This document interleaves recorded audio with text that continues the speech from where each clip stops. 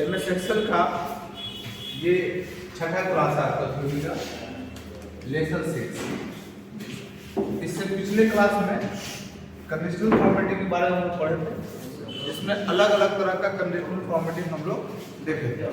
जैसे new rule का था, हाईलाइट सेल रूल था, टॉप बॉटम रूल था, colour scale, icon set, data part, manage rule, clear rule, ये सारा ऑप्शन सब था, उसको हम लोग कर लिए। उस पर क्वेश्चन भी हम लोग कर लिए थे।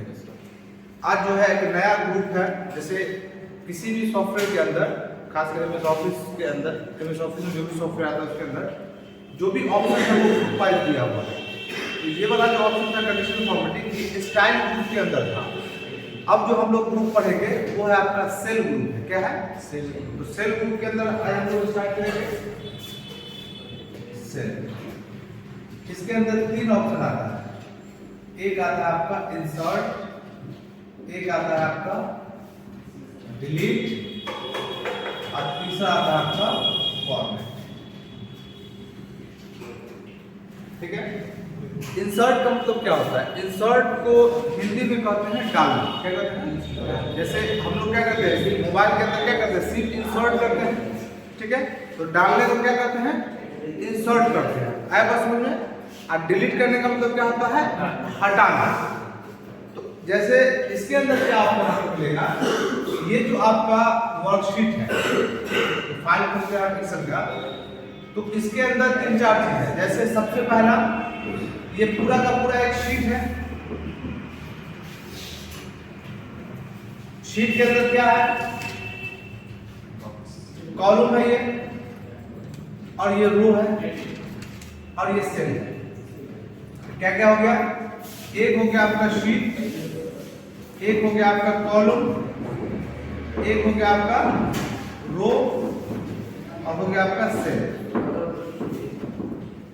अब इन चारों में से किसी एक को भी आप डालना चाहते हैं। जैसे बाय डिफॉल्ट आपके पास कितना शीट होगा? 3 शीट होगा।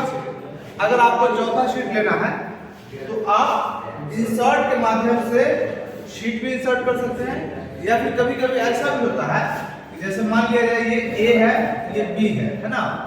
अब जैसे यहाँ पे हमने लिख दिया नेम, लिख दिया, यहाँ पे हमने लिख दिया रोल नंबर। अब क्या होता है कि हमें नेम और रोल नंबर के बीच में हमें एक कॉलम चाहिए। क्या चाहिए? कॉलम चाहिए। मतलब गलती से हमें क्या हुआ, यहाँ नेम लिख दिया, यहाँ पे रोल नंबर लिख दिया, अब बीच में जो कोड जो लिखना था वो हम लिखना भूल गए, या फिर हमें इस साइड में जो सीरियल नंबर का एक कॉलम बनाना था वो कॉलम भूल गए। तो आपके पास ऑप्शन होना चाहिए कि एक कॉलम को भी इंसर्ट कर लें। तो वैसे परिस्थिति में क्या कर सकते हैं, एक नया कॉलम अगर आपको इंसर्ट करना हो तो इंसर्ट में जाकर के आप किस पे क्लिक करेंगे? कॉलम पे। तो इंसर्ट के माध्यम से आप एक नया शीट इंसर्ट कर सकते हैं। 3 है तो चौथा शीट ले सकते हैं। आप उसके अंदर नया कॉलम इंसर्ट कर सकते हैं।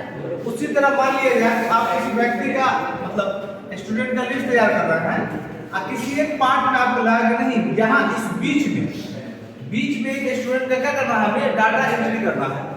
बीच में पूरा भरा हुआ शीट आपका, बट बीच में एंट्री करना चाहते हैं, तो यहाँ पे आपके पास ऑप्शन है कि वहां पे क्या कर सकते हैं, एक रो को एंट्री कर सकते हैं, वहां रो को डाल सकते हैं, इंसर्ट कर सकते हैं।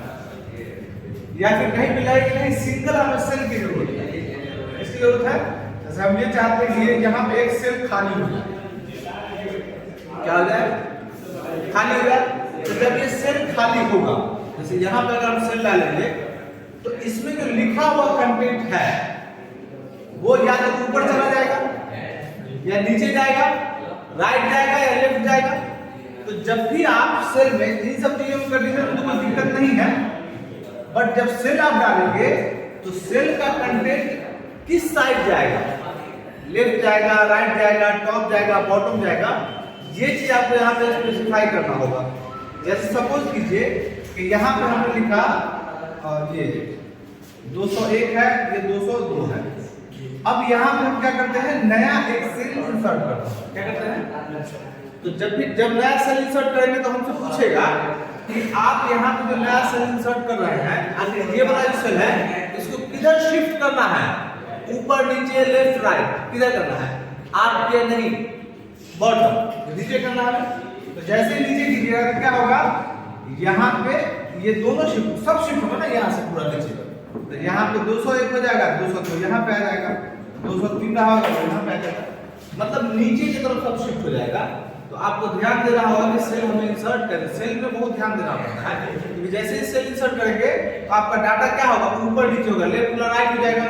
मान लीजिए शिफ्ट राइट कर दिया तो क्या हो जाएगा, वो राइट साइड हो जाएगा, अजीब सा डाटा हो जाएगा। जहाँ पे आपका रोल नंबर होना चाहिए या कोर्स होना चाहिए वहाँ पर रोल नंबर आ जाएगा।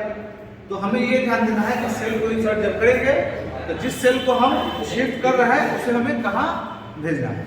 ठीक है, ये हो गया इंसर्ट। इसके बाद आता है आपका डिलीट। डिलीट के अंदर भी सेम ऑप्शन है, यही सारा चीज यहाँ भी आपको मिलेगा, बट उसमें क्या था, डालने का था, इसमें क्या है डिलीट करने का। अगर मान लिया जाए आप ये वाला आपका कॉलम है और इस कॉलम का आपको जरूरत नहीं है, क्या कर सकते हैं आप, इसको आप डिलीट कर सकते हैं, पूरे के पूरे कॉलम को डिलीट कर सकते हैं, पूरे के पूरे रो को डिलीट कर सकते हैं, किसी एक सेल को डिलीट कर सकते हैं, या फिर मान लीजिए 3 शीट है, आप चाहते हैं हमें 3 शीट नहीं चाहिए, हमें सिर्फ 1 शीट चाहिए, तो 2 शीट क्या कर लीजिए आप डिलीट कर लीजिए। कैसे डिलीट करेंगे, यहाँ जाकर। अब ये सारा ऑप्शन जो है यहाँ तो है ही, यहाँ से तो आप कर ही सकते हैं, इसके अलावा भी ये सारा काम आप शीट से भी कर सकते हैं। जैसे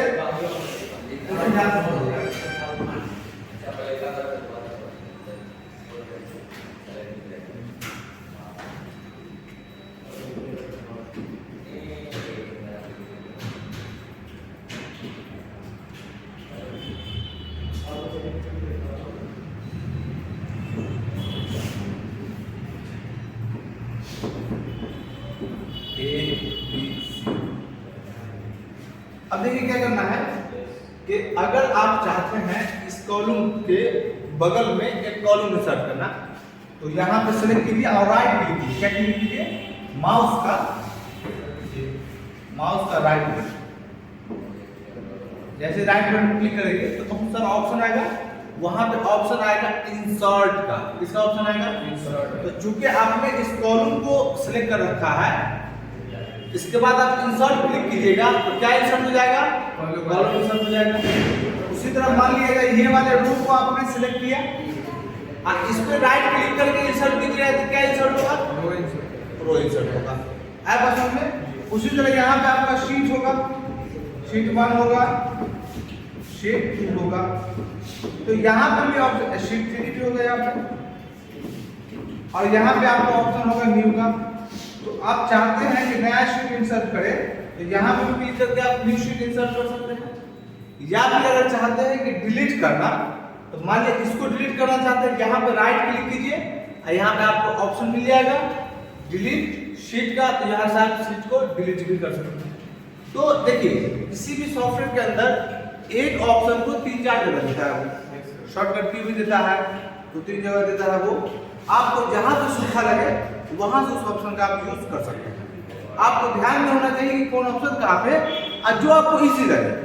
अगर आपको ये वाला इजी लगता है तो यही वाला ऑप्शन यूज कीजिए, अगर आपको ऑप्शन वाला इजी लगता है तो वो वाला आप चूज कीजिए उसको। बात समझ गए? अब इसके बाद तीसरा जो आता है आपका,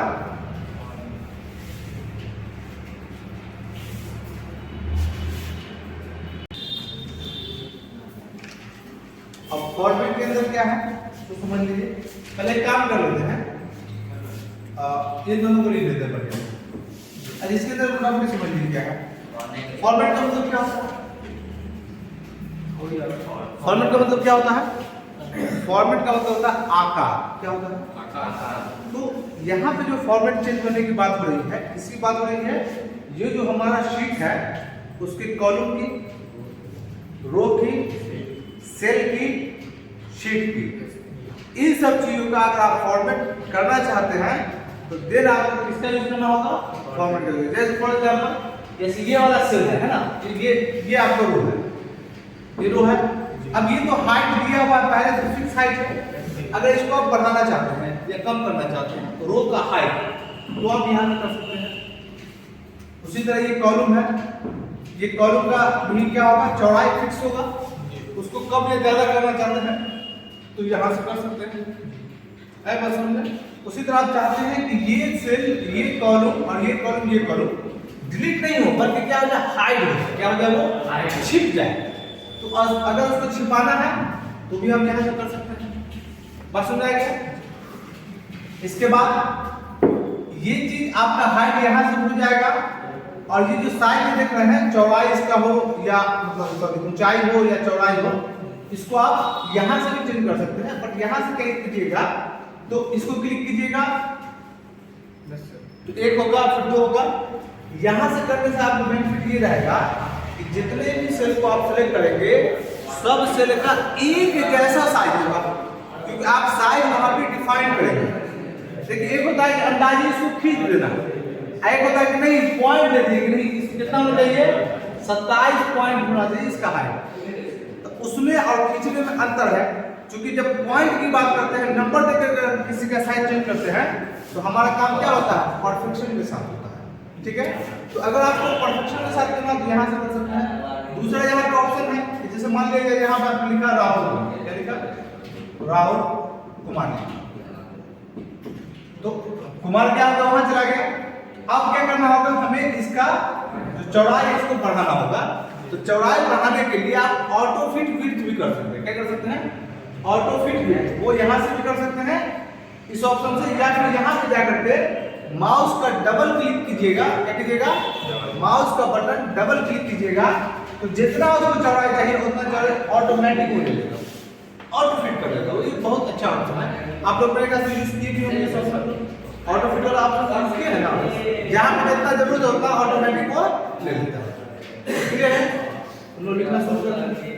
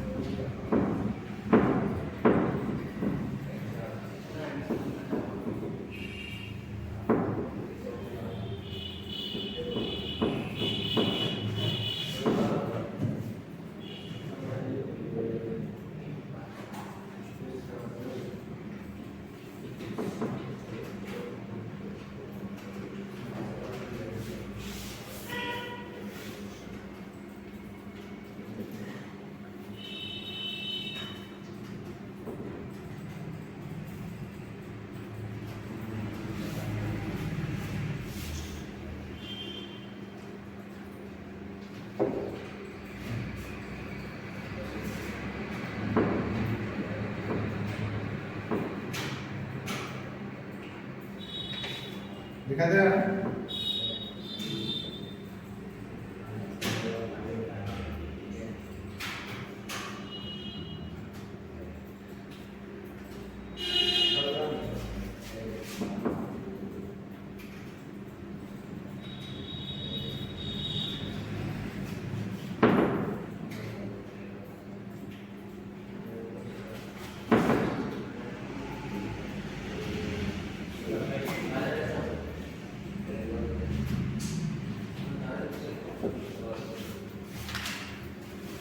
अब इस लाइन का क्या मतलब हुआ, एक मिनट रुक जाइए, स्टॉप कीजिए फिर लिखिएगा। इस लाइन का क्या मतलब हुआ, column and row will inserted, sorry, column row will B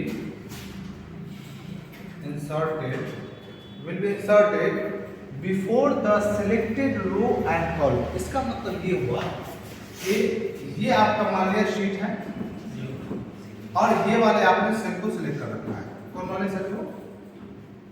ये सेल को। इसका मतलब हुआ कि ये वाला रो आपका सिलेक्टेड है। जी सर।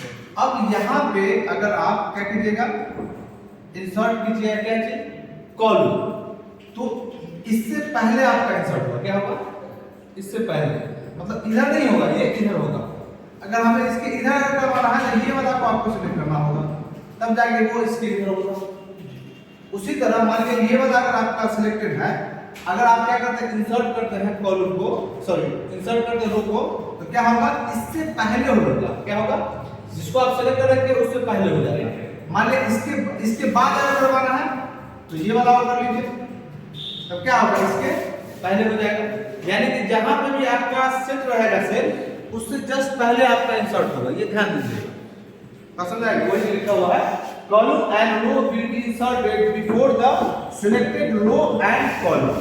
जो भी सिलेक्ट किया हुआ रो और कॉलम उसके पहले हो। लिख लीजिए।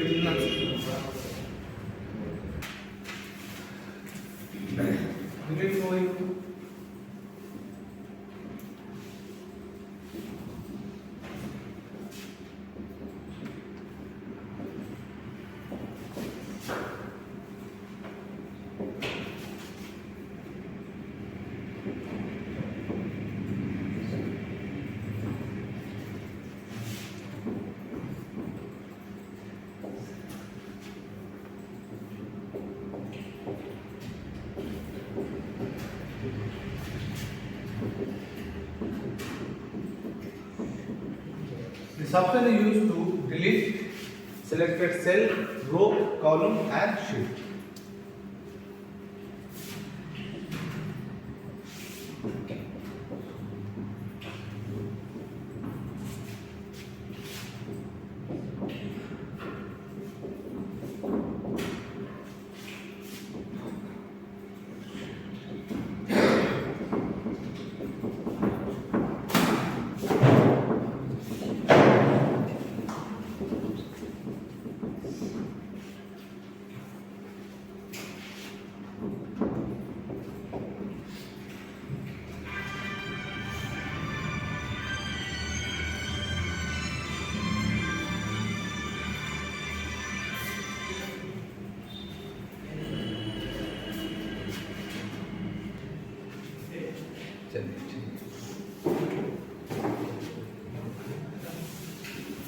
लाइट कम गया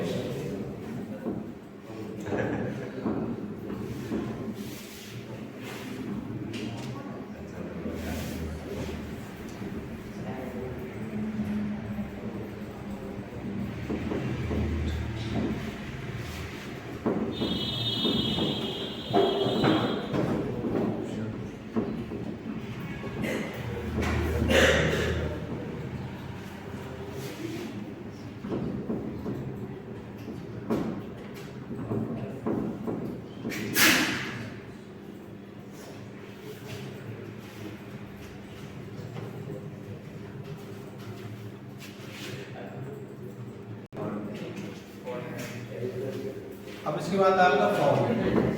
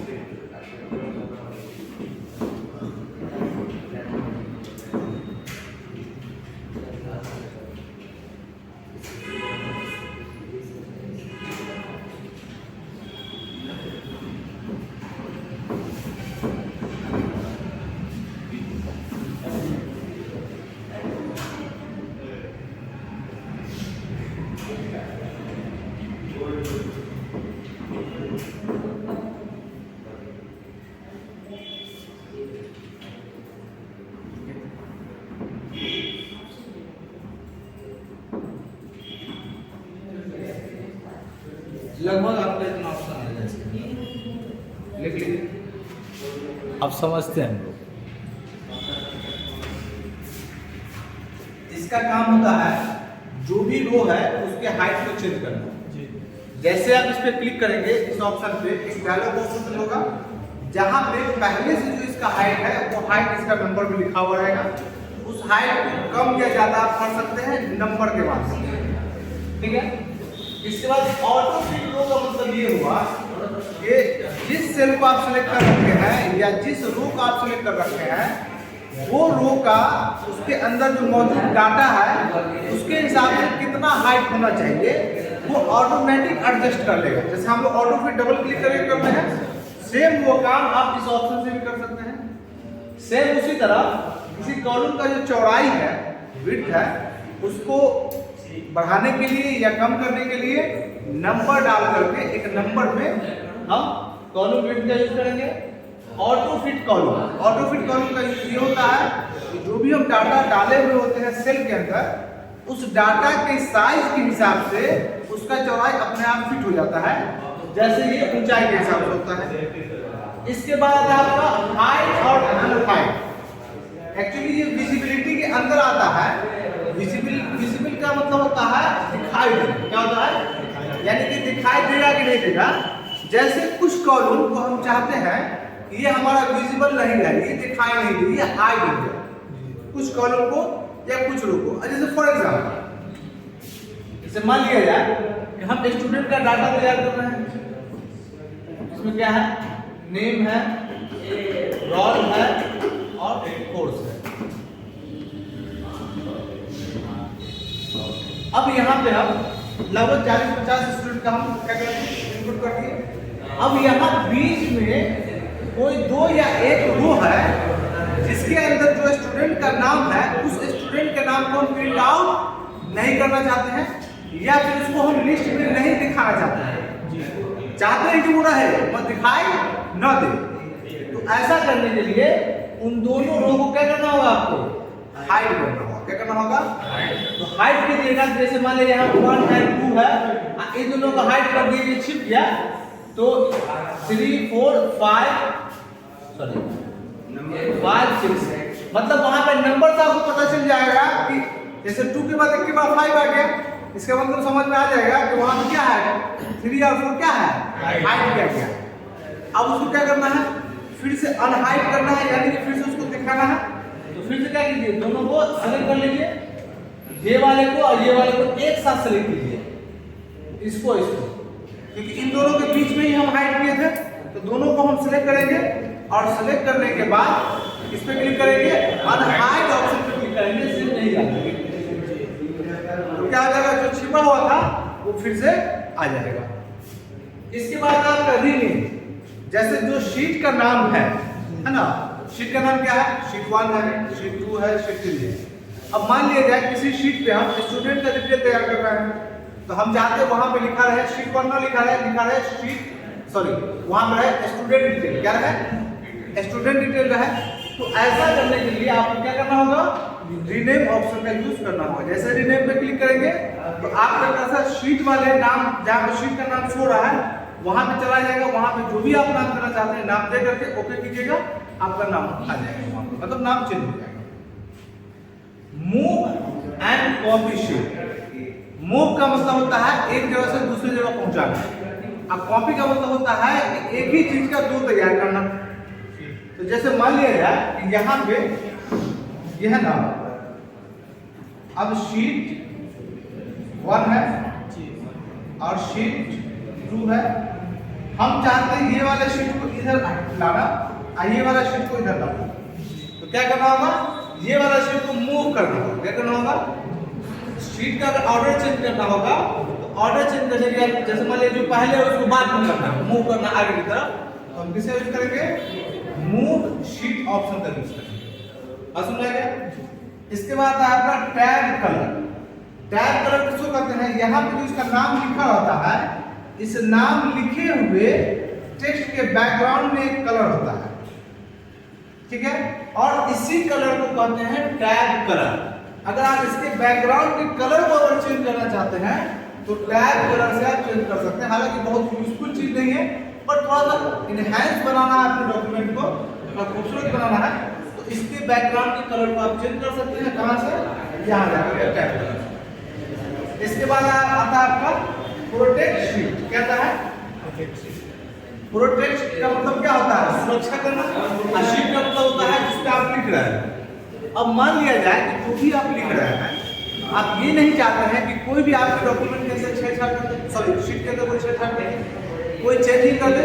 आप चाहते हैं जैसा हो सिर्फ लोग देखे, उसको पढ़े, बट उसके अंदर चेंजिंग न कर सके। अगर चेंजिंग करना हो उसको पासवर्ड प्रोवाइड करना होगा, जो कि सिर्फ मेरे पास है।